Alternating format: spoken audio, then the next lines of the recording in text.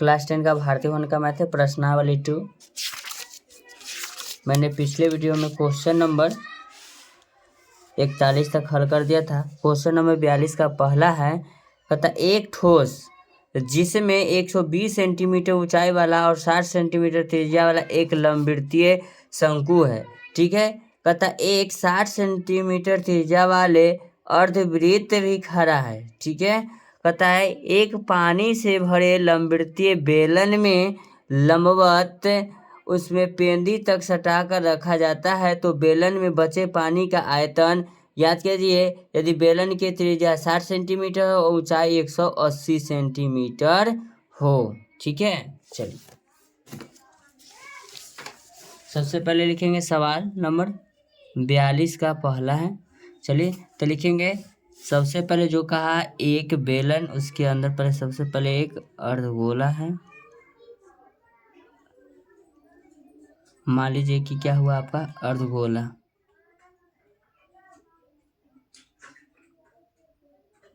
ठीक है, इस पर एक आपका एक शंकु बना हुआ है। फिर इसमें एक लंबवृत्तीय आपका एक बेलन है।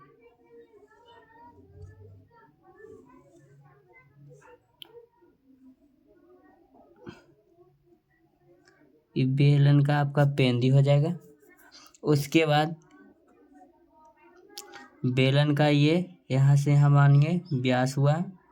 अब इसी में आपका इसका ये मुंह हो जाएगा बेलन का। ठीक है, अब इसमें कहता है 60 सेंटीमीटर इसका त्रिज्या है।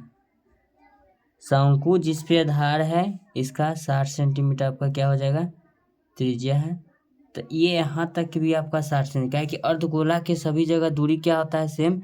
और ये आपका 120 सेंटीमीटर है। कितना 120 सेंटीमीटर है। ठीक है, सबसे पहले लिखेंगे शंकु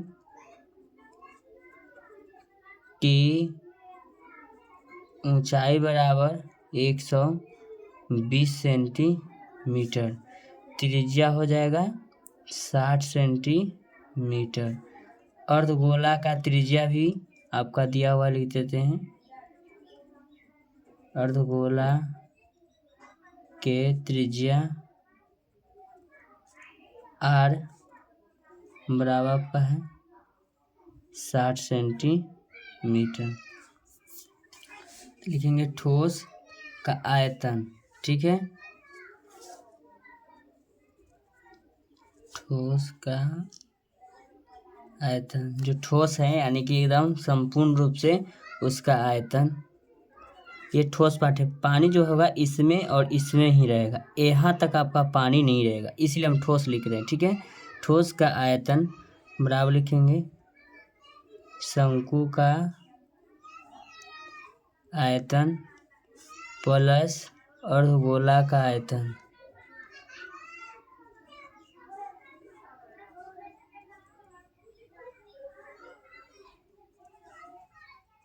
अर्धगोला का आयतन लिखेंगे। ठीक है, सबसे पहले शंकु का आयतन होता है 1/3 पाई आर स्क्वायर एच प्लस अर्धगोला का आयतन 2/3 पाई आर क्यूब।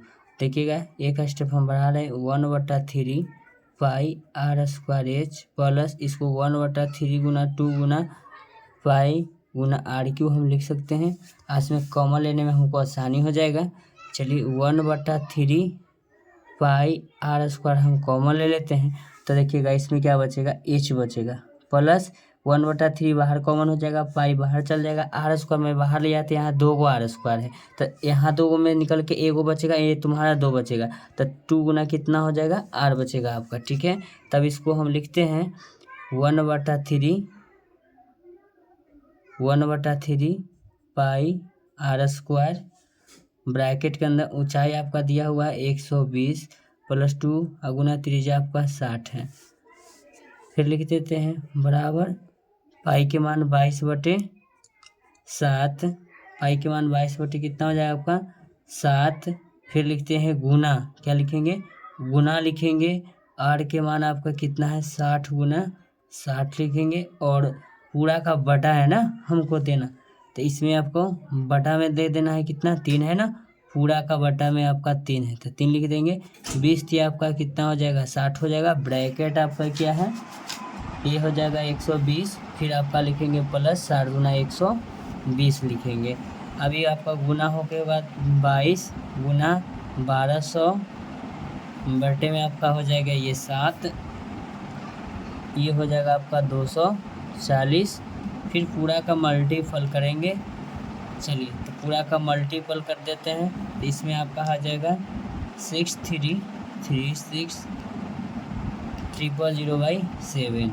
जब इसमें हम भागा देंगे तो आपका आ जाएगा 905142.85 सेंटीमीटर क्यूब। बोला है कि बेलन की ऊंचाई किताब में नीचे दे रखा है आपका, बेलन की ऊंचाई बराबर आपका दिया हुआ 180 सेंटीमीटर दे रखा है। ठीक है तो लिखेंगे बेलन के आयतन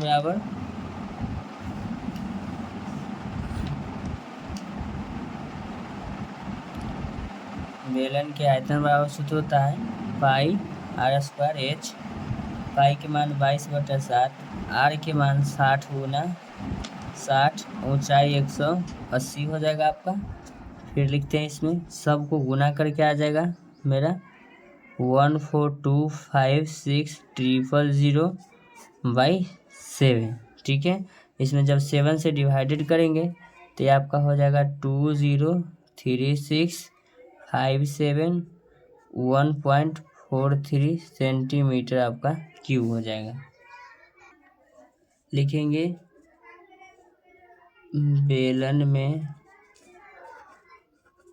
बचे पानी का आयतन बराबर लिखेंगे 20 36 57 1.43 माइनस 90 51 42.85 सेंटीमीटर क्यूब। जब इसको हम घटा देते हैं तो आपका आ जाएगा 1131428.58 सेंटीमीटर क्यूब हो जाएगा। अब इतना आपका आंसर देता है या नहीं देखते हैं। देखिए आपका आंसर इतना मीटर क्यूब लगभग देता है तो इसको मीटर में बदलना पड़ेगा। चलिए तो ये सेंटीमीटर है तो हम लिख देते हैं इसको मीटर बनाने के लिए 100 के क्यूब, यानी कि 3 बार करेंगे तो ना मीटर गुना मीटर मीटर क्यूब होगा। तो चलिए इसको लिखेंगे 1131428.58 100 के क्यूब हो जाएगा। 100 पर 6 यानी कि 100 को गुना करना है 3 बार तो इस पे 6 जीरो भागा तो बनाए होंगे 1 2 3 4 5 6 अंक के बाद दशमलव होगा, नहीं तो दशमलव फिर हटाएंगे तो दशमलव हटाएंगे तो 2 जीरो और होगा तो 6 2 8 हो जाएगा। लिखेंगे 113142858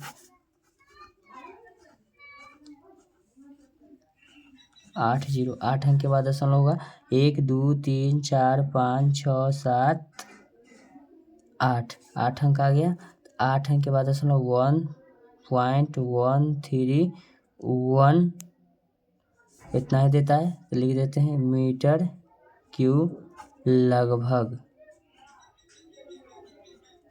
ठीक है तो ऐसा ही वीडियो का कंटेंट पाने के लिए आप मेरे चैनल को लाइक कर सकते हैं, चैनल को सब्सक्राइब कर सकते हैं। Thank you so much. मिलते हैं आपसे नेक्स्ट वीडियो। मेरे वीडियो पर समय देने के लिए धन्यवाद। आपका दिन शुभ हो।